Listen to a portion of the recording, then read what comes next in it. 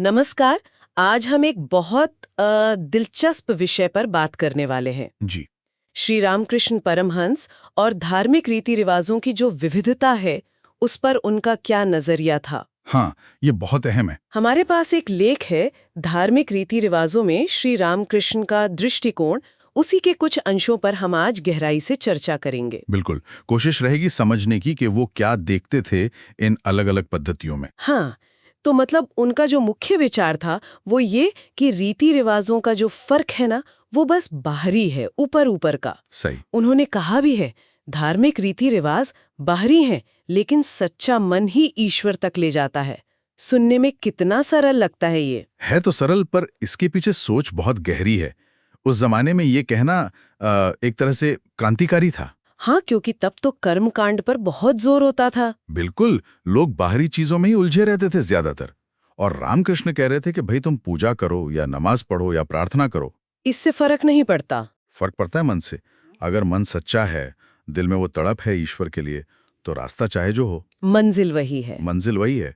उनकी एक और बात है ना, रीति रिवाज भले अलग हो लेकिन सत्य एक है। हाँ, यहाँ सत्य मतलब वो ईश्वर, वो परम सत्ता। वही वही परम सत्य। लेकिन ये सच्चा मन या सच्ची भक्ति, इसका ठीक ठीक मतलब क्या था उनके लिए? क्या बस ईमानदारी से रस्म निभा लेना? नहीं नहीं, उससे कहीं ज्यादा। मतलब सिर्फ रस्म अदायगी नहीं। अच्छा। जो वो सच्ची भक्ति कहते थे, तो उनका मतलब था ईश्वर के लिए एक एक तीव्र व्याकुलता, एक गहरा प्यार, पूरा समर्पण। ये दिल की पुकार है, समझ लीजिए। रस्म तो बाहरी ढांचा है बस। और इसको समझाने के लिए उन्होंने एक बड़ी सुंदर मिसाल भी दी थी। हाँ, वो पानी वाली मिसाल है ना, वो मुझे याद है। बिल्कुल वही, कि जैसे अलग अलग बर्तनों में पानी तो एक ही भरा होता है ना, हाँ। वैसे ही अलग अलग रीति रिवाजों से पूजा किसकी होती है?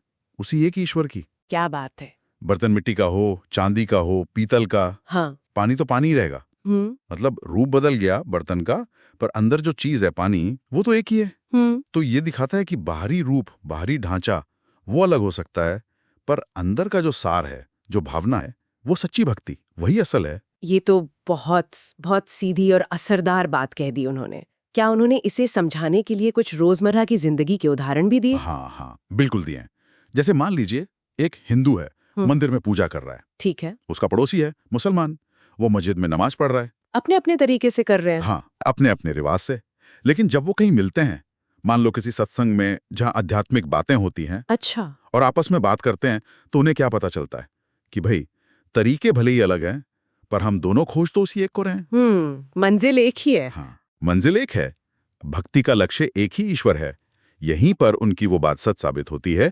रीति रिवाज भले अलग हों, लेकिन सच्ची भक्ति ईश्वर तक ले जाती है। तो सत्संग का महत्व शायद इसीलिए वो बताते थे कि लोग अपने दायरे से बाहर निकलें, दूसरों को समझें। बिल्कुल सही पकड़ा आपने। खासकर गृहस्थों के लिए, जो घर परिवार में रहते हैं, उनके लिए सत्संग बहुत जरूरी बताया उन्होंने। क्यों? उनके लिए खास क्यों? क्योंकि घर गृहस्थी में इंसान अपनी मान्यताओं, अपनी रस्मों में बंध जाता है अक्सर। सत्संग में जब अलग अलग तरह के लोग मिलते हैं, अच्छा। तो एक दूसरे की सुनते हैं, समझते हैं, और फिर वो रामकृष्ण की बात याद आती है कि अपने रीति रिवाजों से प्रार्थना करो, लेकिन दूसरों की रीतियों को भी सम्मान दो। सत्संग में यही होता है, आपसी समझ बढ़ती है, और ये एहसास गहरा होता है कि सच्ची भक्ति जो है ना, हाँ। वो इन रीति रिवाजों के भेद को मिटा देती है। लेकिन यहाँ एक सवाल उठता है, क्या इसका मतलब ये है कि फिर रीति रिवाजों का कोई मोल ही नहीं है, उन्हें छोड़ देना चाहिए? नहीं, ये बहुत अच्छा सवाल है। और देखिए, श्री रामकृष्ण ने रीति रिवाजों को बेकार नहीं कहा। अच्छा। उन्होंने उन्हें उनकी सही जगह पर रखा। वो समझते थे कि ये जो बाहरी रस्में हैं, ये शुरुआत करने वालों के लिए। हाँ, जैसे कोई नया नया हो। हाँ, या जिनका मन भटकता है, उनके लिए मन टिकाने में मदद कर सकती हैं। जैसे नदी पार करने के लिए नाव चाहिए होती है ना, हाँ बिल्कुल। वैसे ही। लेकिन अगर नाव में बैठकर आप सिर्फ चप्पू चलाते रहें, पर ये ना जाने कि जाना कहाँ है, या जाने की इच्छा ही ना हो, मतलब मन में सच्ची भक्ति, वो लगन ना हो, तो फिर वो रस्में खोखली हैं। बिल्कुल, फिर वो सिर्फ खोखले कर्मकांड रह जाते हैं। असल चीज तो दिल की सफाई है, ईश्वर के लिए वो प्रेम है। अगर वो है, तो फिर कोई भी रीति, कोई भी तरीका आपको ईश्वर तक पहुंचा सकता है। तो मतलब कुल मिलाकर निचोड़ ये निकला कि ये जो धर्मों के पहनावे हैं, पूजा पाठ के तरीके हैं, ये सब बाहरी बातें हैं। हाँ, ऊपरी सतह की बात है। असली चीज है अंदर की लगन, वो सच्ची भक्ति। और वही है जो सारे इंसानों को, चाहे वो किसी भी मजहब के हों, एक ही ईश्वर से जोड़ती है। बिल्कुल। उनका आखिरी संदेश भी यही था कि सच्ची भक्ति सभी रीति रिवाजों को एक करती है। और ये विचार तो आज के समय में मुझे लगता है और भी ज्यादा जरूरी हो गया है। बहुत ज्यादा प्रासंगिक है।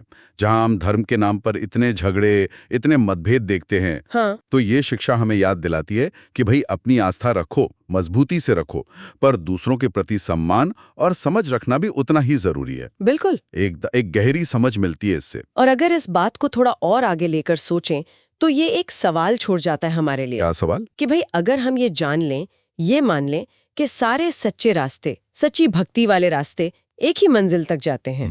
तो इस समझ का असर हमारे अपने आध्यात्मिक जीवन पर और दूसरों के साथ हमारे बर्ताव पर क्या पड़ना चाहिए, कैसे पड़ना चाहिए? हाँ, ये तो सोचने वाली बात है। बिल्कुल। जय श्री राम कृष्ण। जय श्री राम कृष्ण।